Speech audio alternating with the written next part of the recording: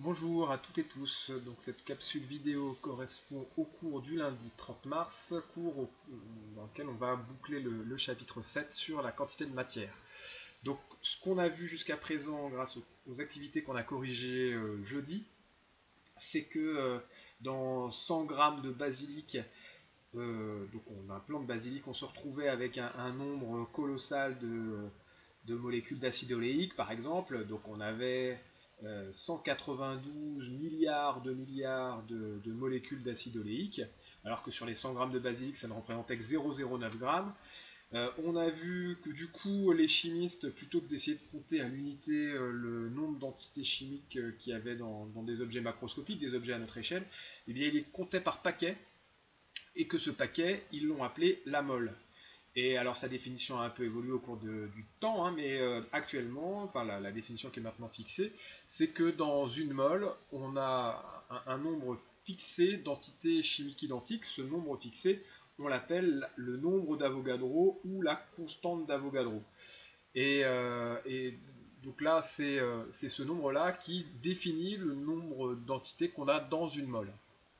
Alors, c'est ce qu'on va voir donc dans le chapitre 7. Alors comme d'habitude, donc cette partie est à recopier dans votre cours. Donc le titre n'est pas à recopier, hein, vous l'avez déjà écrit. Le grand 1, on l'a déjà écrit.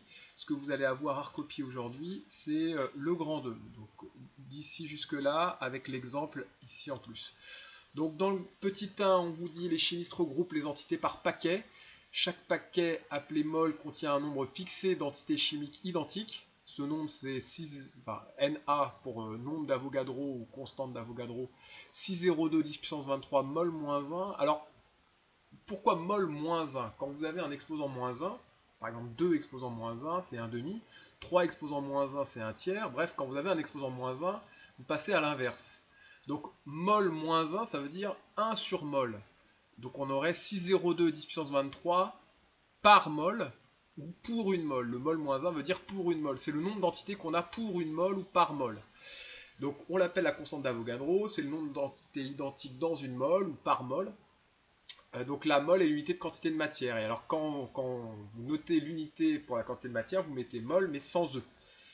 Comme la tension s'exprime en volts, VOLT, mais quand vous écrivez U égale 220 volts, donc vous mettez juste un V majuscule.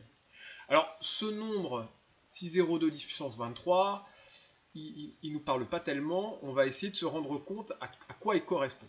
Donc, j'ai fait un petit calcul ici que vous n'avez pas à copier, vous allez juste pour voir un peu à quoi correspond ce nombre 6,02 10 puissance 23, parce que c'est un nombre colossal, mais à quel point c'est colossal.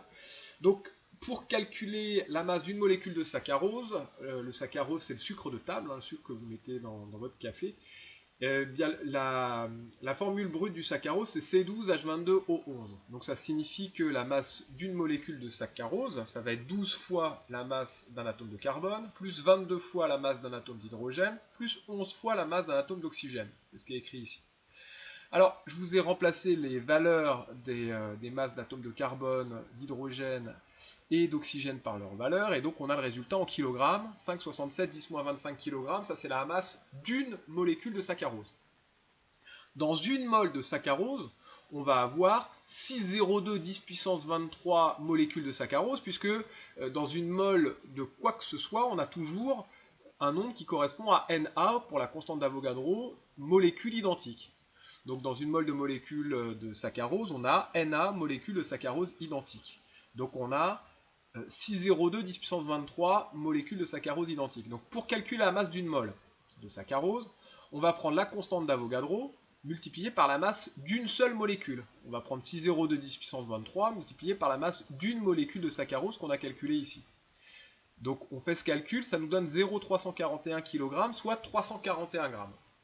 Donc dans une mole de saccharose, on a 6,02 10 puissance 23 molécules identiques de saccharose, et ça a une masse inférieure à celle d'un paquet de sucre vendu en supermarché. Hein. Les paquets de sucre vendus en supermarché, souvent, c'est vendu en paquet d'1 kg. Donc en gros, une mole de saccharose, c'est un tiers de paquet de sucre, parce que ça fait 341 grammes. 341 grammes, c'est à peu près un tiers d'un kilogramme. Donc dans un tiers de paquet de sucre, vous avez une mole de saccharose, c'est-à-dire que vous avez 6,02 10 puissance 23 molécules identiques de saccharose. Donc on voit que le choix de ce nombre-là est pertinent pour ramener de l'échelle microscopique à l'échelle macroscopique, parce que quand on a une mole de sucre, on a un tiers de paquet de sucre, bon c'est quelque chose qu'on se représente bien, c'est à notre échelle, quoi, un tiers de paquet de sucre. Alors maintenant, on va essayer de voir ce à quoi correspond ce nombre-là. Donc pour ça, on va prendre une analogie qui va peut-être vous sembler un peu curieuse, parce qu'on va comparer des secondes avec un nombre de molécules. Donc ça peut paraître bizarre, mais c'est juste pour comparer les nombres entre eux. Ce qui m'importe là-dedans, c'est de voir à quel point ce nombre est grand. Donc ce qu'on va faire, c'est qu'on va calculer le nombre de secondes qui s'est écoulé depuis le Big Bang. Donc là, je sors la calculatrice de Windows. On a le Big Bang, c'est la création de l'univers, ça a 13,7 milliards d'années. Donc 13,7 multiplié par 1 milliard. Donc ça, c'est le nombre d'années qui s'est écoulé depuis le Big Bang. Je vais chercher maintenant le nombre de jours. Dans une année, on a 365,25 jours. Donc je multiplie ce nombre d'années par 365,25. Donc ça, c'est le nombre de jours qui s'est écoulé depuis le Big Bang. Je vais chercher maintenant le nombre d'heures. Donc dans une journée, on a 24 heures, donc je multiplie ce nombre déjà très grand par 24. Donc ça, c'est le nombre d'heures qui s'est écoulé depuis le Big Bang. Donc ça nous fait 120 000 milliards d'heures. Bon, c'est colossal. Dans une heure, on a 3600 secondes. Donc je multiplie ce nombre par 3600 pour avoir le nombre de secondes qui s'est écoulé depuis le Big Bang. Donc ce nombre, ça nous fait, alors ici on a milliard, ici on a 432 millions de milliards de secondes depuis le Big Bang, depuis la création de l'univers. 432 millions de milliards de secondes. Alors si on l'écrit en puissance de 10, ça nous fait 4,32 10 puissance 17 secondes. Bon, c'est un nombre extrêmement grand, hein. C'est le nombre de secondes qui s'est écoulé depuis la création de l'univers. La Terre, par exemple, n'a que 4,5 milliards d'années, donc c'est un tiers de moins. Enfin, ça fait 1 fois 10 puissance 17 secondes ici, à peu près. Donc c'est un nombre qui est colossal, mais pour autant, dans un tiers de paquet de sucre, on a 1 million de fois plus de molécules de saccharose que de secondes qui se sont écoulées depuis le Big Bang. Dans un tiers de paquet de sucre, on a 1 million de fois plus de molécules de saccharose que de secondes qui se sont écoulées depuis le Big Bang. On a dit que un tiers de paquet de sucre, ça correspondait à la masse d'une mole de saccharose, c'est-à-dire que ça correspondait à la masse de 6,02 10 puissance 23 molécules de saccharose. Or, le nombre de secondes qui s'est écoulé depuis le Big Bang, c'est 4 10 puissance 17 secondes. 4 10 puissance 10, 1 million de fois moins que 6 10 puissance 23. Donc, dans une mole de saccharose, on a 1 million de fois plus d'atomes, de molécules, plutôt ici, comme c'est les molécules de saccharose, on a 1 million de fois plus de molécules que de secondes qui se sont écoulées depuis le Big Bang. Donc c'est ce nombre-là, la mole, la constante d'Avogadro, le nombre d'entités qu'on a dans une mole, c'est un nombre énorme, colossal. Alors, pour réussir à trouver la quantité de matière, c'est-à-dire le nombre de moles quand on a un nombre d'entités, si je vous dis que les rames de papier pour imprimante sont vendues par 500 feuilles, donc dans une rame on a 500 feuilles. Si vous cherchez, si vous devez acheter 10 000 feuilles par exemple, vous êtes stagiaire dans une entreprise, vous devez aller chercher 10 000 feuilles chez le papetier, eh bien il ne va pas vous vendre ces feuilles à l'unité, il va vous les vendre par rame. Donc vous devez savoir combien de rames vous allez acheter. Eh bien, pour trouver ce nombre de rames, vous prenez vos 10 000 feuilles et vous divisez par le nombre de feuilles qu'on a dans une rame. Donc 10 000 divisé par 500, c'est-à-dire 10 000 feuilles divisé par 500 feuilles dans une rame, ça vous donnera 20 rames à acheter pour avoir 10 000 feuilles. Et bien pour avoir la quantité de matière en mol, c'est la même chose.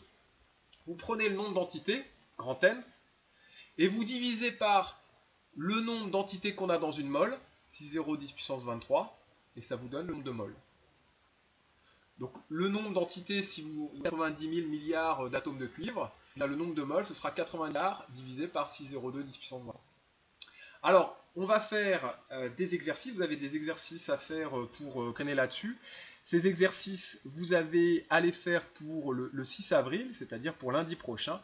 On les corrigera lundi prochain. Ils seront Donc ils sont écrits sur l'ENT. Donc là, ceci étant vu, une fois que vous avez vu cette capsule vidéo, vous vous lancez maintenant dans le TP The Chemical Cap. Et donc vous essayez de le traiter, puis ensuite vous regarderez la vidéo et la correction de ce TP. Voilà, bon courage, bon travail, et à bientôt.